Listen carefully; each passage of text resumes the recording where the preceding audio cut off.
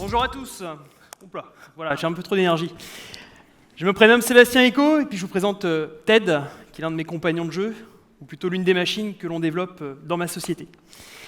Donc tout d'abord, je vais faire un lien entre la connaissance et ce métier qui est la robotique, pour vous amener sur des compréhensions de pourquoi ces choix et quel est le lien entre la connaissance et un doux rêve surtout d'un jeune gamin qui était rêveur et optimiste et qui l'est toujours encore.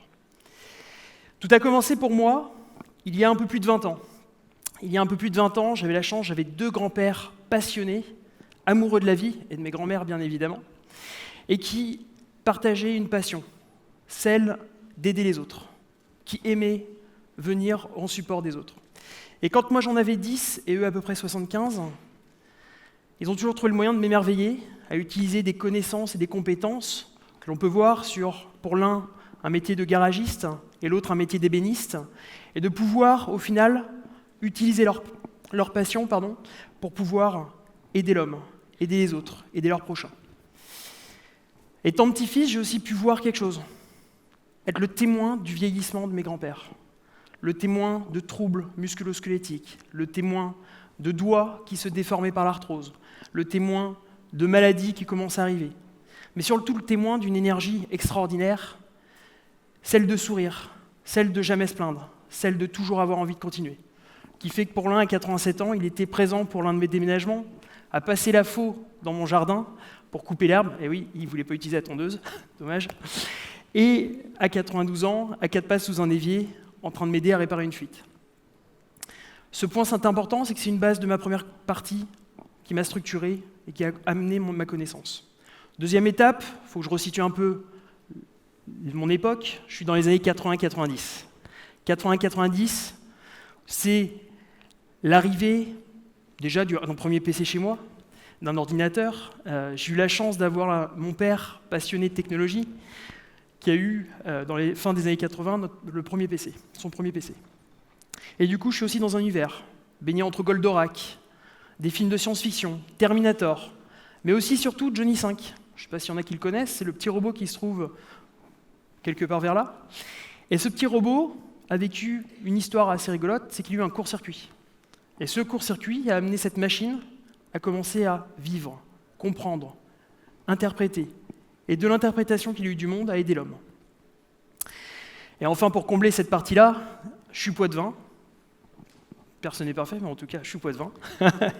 Et je viens d'une ville qui a le futuroscope, qui a apporté des valeurs du futur, de la technologie. Et quand vous êtes poitevin, dans les années 90, au début du futuroscope, eh ben vous vivez des dimanches après-midi dans un parc d'attractions avec des écrans relativement forts, avec de la technologie, avec une vision du monde. Et enfin, pour terminer, mes études. Pour pouvoir concevoir ces machines, il a fallu aussi pousser les études. Et c'était surtout des rencontres de personnes, des rencontres d'enseignants. Pour moi, ça a été surtout une révélation en CM2.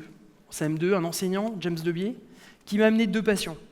Une première, l'équitation, qui correspond au logo de ma société aujourd'hui, le cheval, qui est aussi accessoirement le premier cobote de l'homme. Et la deuxième passion, les échecs.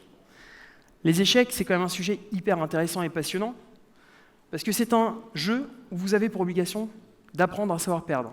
Quand je dis apprendre à savoir perdre, c'est qu'à chaque fois que vous perdez, vous vous enrichissez, vous comprenez, vous améliorez votre algorithme, vous améliorez votre connaissance, vous améliorez votre capacité à comprendre combien de coups il va falloir que j'ai d'avance par rapport à l'autre en face pour pouvoir gagner.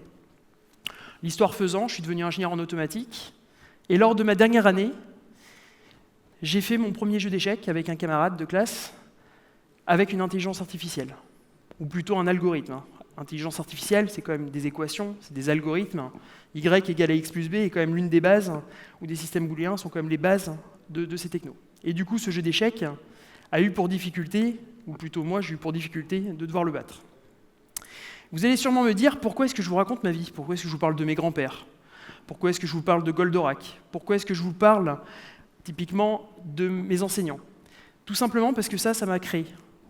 Ça a créé ma connaissance. Il y a plein de choses que je n'ai pas gardées, mais ça s'appelle de l'information. Mais en tout cas, tout ça, ça m'a animé. Au final, c'est ces émotions que j'ai vécues, de voir la souffrance de mes grands-pères. C'est les odeurs dans les ateliers, l'odeur de l'essence dans l'atelier de mon grand-père, ou l'odeur du bois dans l'autre, le goût des confitures de mes grands-mères, mais aussi le sentiment d'avoir des personnes qui me poussent, qui m'aident, qui ont confiance en moi et qui ont envie d'avancer. Et mine de rien, tout ça, ça a été mon premier socle, ma première base. Et cette connaissance est transformée en savoir pour moi, qui m'a défini, qui m'a créé ma propre culture. Je ne vais pas parler pendant des heures de mon parcours et de qui je suis, je vais surtout maintenant m'intéresser à la connaissance. Et la connaissance, il est important pour moi de parler de connaissance en parlant d'une grande dame. Une personne que je n'ai malheureusement pas eu l'occasion de connaître, mais qui a fait que j'ai choisi la localisation de ma société sur Nantes, parce que c'est une pépinière en entreprise basée dans une rue qui se nomme rue Rose Dienkunz. Ça ne va pas parler forcément à beaucoup de monde, mais Madame Rose Dienkunz est au final la première femme africaine à rentrer à l'école polytechnique de Paris, mais aussi la deuxième femme en France à avoir la gouvernance d'un département de recherche au sein de l'INRIA. Et cette dame avait une passion, la connaissance. La connaissance, ou plutôt les systèmes d'acquisition de la connaissance, et comment est-ce que je vais transférer la connaissance vers un autre système. Alors je vous rassure tout de suite, on ne va pas rentrer dans le détail de ces travaux, on ne va pas rentrer dans le détail des algorithmes, on va juste faire un petit résumé pour pouvoir recentrer et comprendre quel est le rôle d'un mathématicien ou d'un développeur informatique qui va avoir pour objectif de dérouler un programme d'intelligence. Un développeur informatique va récolter de l'information, ce qu'on va appeler de la data. Puis quand il y en a beaucoup, ça s'appelle bien sûr de la big data. Cette big data va être analysée, va être traitée. Mais surtout, à un moment donné, ce qui va y avoir d'important, c'est d'où vient cette data. Est-ce qu'elle est bonne, est-ce qu'elle est mauvaise? Du coup, vous allez avoir l'apparition, enfin même pas l'apparition, ça existe depuis la nuit des temps, de la blockchain. La blockchain, pour faire simple, c'est comme avec les pigeons, vous mettez une bague au pigeon, vous l'envoyez d'un point A à un point B, la personne reçoit le pigeon, il sait que l'information est pertinente, qu'elle vient bien de telle personne, sauf si le pigeon a été piraté. Une fois que ce pigeon est arrivé, ou plutôt que cette information est arrivée, un processus va le travailler en connaissance. Cette connaissance va s'assimiler dans le système, va passer un deuxième tamis, un deuxième filtre, qui va la structurer en savoir. Vous savez, c'est comme vos cours d'histoire. Dans les cours d'histoire qu'on a eus à l'époque, on nous a souvent parlé de 1515, mais on a oublié, pourtant on nous l'a dit à l'école, que 1515, c'est une guerre à Marignan, entre des Français et des Italiens, et que les Suisses sont venus aider, et bref, François Ier, etc. Mais tout ça, au final, vous l'avez mis de côté. Vous avez mis de l'information de côté pour en conserver une connaissance, 1515, qui au final n'a aucune utilité dans votre quotidien. Par contre, le feu, vous vous brûlez, ça va vous amener à votre capteur, la peau, la sensation de aïe. Ça crée de la connaissance. Et oui, le feu, ça brûle, et poser sa main sur le feu, ça fait mal. Et du coup, de ça, vous allez en créer des réflexes, qui va construire votre savoir, votre culture, votre croyance par rapport à le feu brûle, donc je vais éviter de le toucher, et je vais continuer. Au final, c'est ça le sens aujourd'hui des informaticiens, c'est de développer ces algorithmes et ces tamis qui vont filtrer l'information, la transformer en connaissance, de connaissance à savoir, et de savoir à comportement. Comportement, culture. Ces cultures vont créer des croyances. Et oui, les systèmes peuvent avoir des croyances. Le feu brûle, donc je crois que le feu brûle.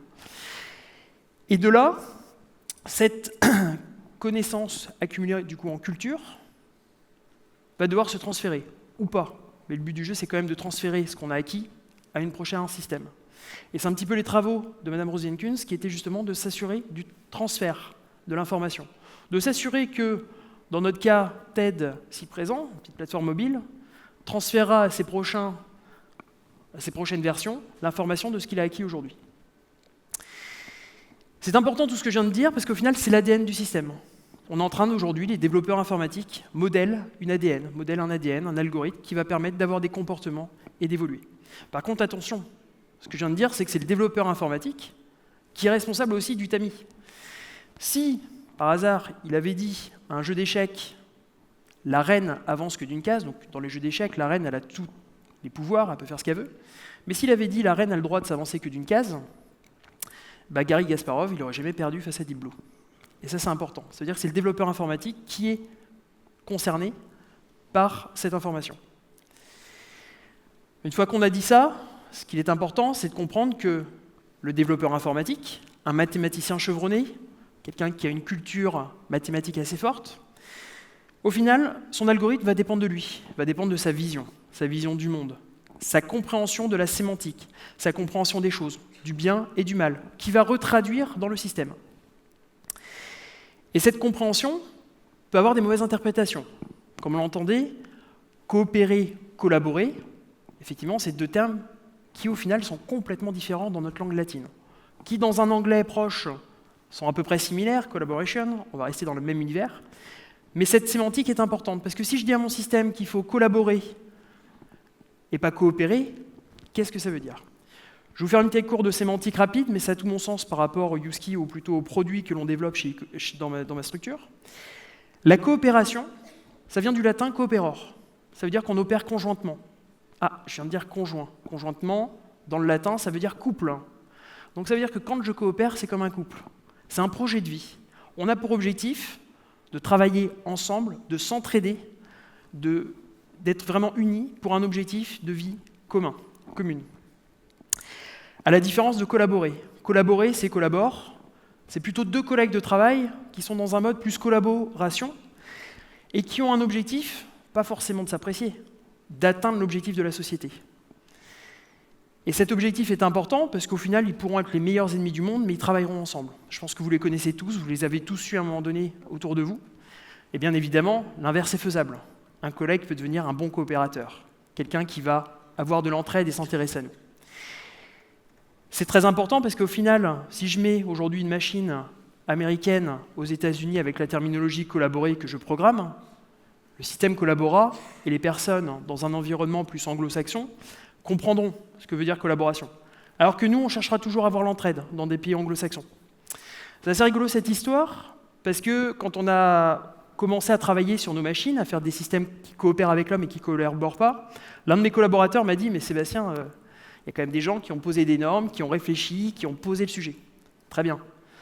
Mais dans notre société, nous avons de la chance, c'est que nous avons un Cambodgien qui parle le khmer, nous avons des personnes du Maroc, de la Tunisie, de la Libye qui parlent l'arabe, nous avons quelqu'un qui est indien, puis on leur a demandé, dans vos langues, coopérer, collaborer, ça veut dire la même chose? La réponse a été non. Donc du coup, la sémantique a vraiment un point très central et très importante par rapport à qu'est-ce qu'on va faire dire au système et comment le système va pouvoir travailler avec nous. Ce qui signifie qu'il faut faire attention aux mauvais repères, aux mauvaises interprétations. Une mauvaise interprétation d'un système va, au final, faire que le produit peut interpréter et mettre en difficulté la personne.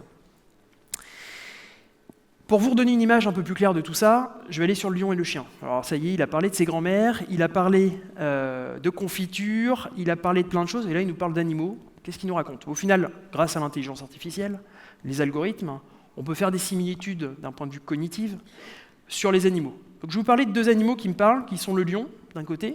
Le lion est un robot. Le robot a pour objectif de réaliser un programme dans la savane. De vivre, de manger, de boire, de dormir et d'être en haut de la pyramide, bien sûr. Ce même lion, on va pouvoir le mettre dans un cirque. Dès lors, le système va collaborer avec le dresseur. Attention, le lion est dangereux.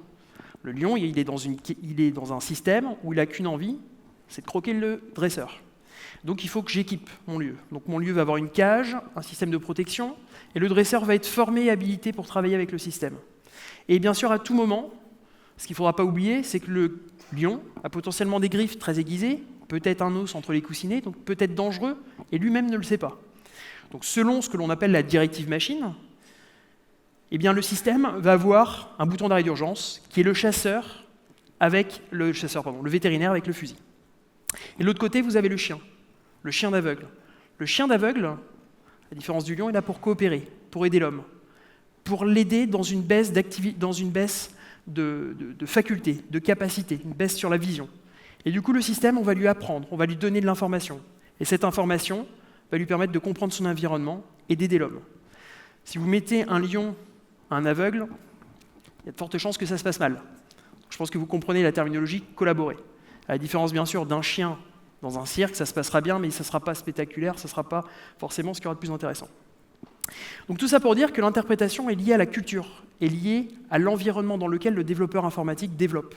C'est pour ça que je vous ai parlé au final de ses grands-pères, de cet environnement, Ce qu'il faut savoir, c'est qu'une mauvaise interprétation de tout ça peut nous emmener, clairement, sur des accidents, peut nous emmener sur des incompréhensions. Effectivement, si je dis au chien, un arbre va te donner des caresses et un homme, c'est fait pour tes besoins, bah, il réalisera le programme tout bêtement. Donc ça veut dire que le développeur informatique est la clé, entre guillemets, de cet écosystème et de cette façon de programmer nos systèmes. Donc ça veut dire qu'au final, une machine, c'est pas froid, une machine, c'est fait par des hommes, c'est développé par des hommes, c'est maîtrisé par des hommes. Donc il y a quasiment autant d'algorithmes qu'il peut y avoir d'hommes, de codeurs, de conscience, d'environnement dans lequel on va se situer. Pour terminer sur une image assez intéressante, si on avait été capable d'avoir des robots, allez, un siècle avant Galilée, vous imaginez bien le développeur informatique qui va dire à son système, au fait, tu as le droit de continuer jusqu'au bout de la Terre, et vu qu'elle est plate, dès que tu vois le vide, tu t'arrêtes. Il lance son programme, et qu'est-ce qui va se passer? Bah, le robot va continuer de tourner autour de la tête, il ne va jamais s'arrêter. Galilée, on aurait peut-être gagné un petit peu si on avait eu effectivement ce type de système, mais ça va dans ce sens-là, c'est-à-dire que le développeur est limité aussi par rapport à la culture, par rapport à l'environnement dans lequel il va se trouver. Au final, tout ce que je viens de vous raconter, c'est surtout ma création, entre guillemets, ma constitution, ma création de culture, via un environnement, via un climat dans lequel je suis, et de comprendre un peu les règles du jeu du développeur informatique. De comprendre qu'au final, il faut aussi que le développeur informatique se connaisse bien, mais connaisse son environnement, qu'il ait du lien social. Si le développeur informatique n'a pas de sociabilité, au final, le code sera froid et le système sera dangereux. Donc c'est un petit peu tout le combat que je mène aujourd'hui dans mon activité. Et la malchance que j'ai pu avoir, c'est que j'ai pas réussi en fait à retranscrire ça dans des machines pour aider mes grands-pères. Malheureusement, ils sont partis trop tôt. Mais la petite fierté que j'ai pu avoir, c'est que 15 jours avant le décès de l'un de mes derniers grands-pères, Papy René, qui est décédé à 98 ans, j'ai eu la chance de pouvoir croiser son regard et lui dire « Papy, ça y est, c'est parti, je me lance, je vais monter ma boîte. Et je vais avoir un objectif de créer, entre guillemets, cet atelier futuriste avec des systèmes. Un compagnon, un chien, qui va être notre petit aide si présent, qui va aider l'homme dans son environnement. » Et je crois que ça a été la plus belle fierté, entre guillemets, que j'ai pu avoir, c'était de lui croiser ce message et de dire que l'un de mes fondateurs, entre guillemets, de ma culture, a pu au moins avoir ce regard pétillant face à moi et profiter de ces derniers instants. Merci à tous et bon après-midi.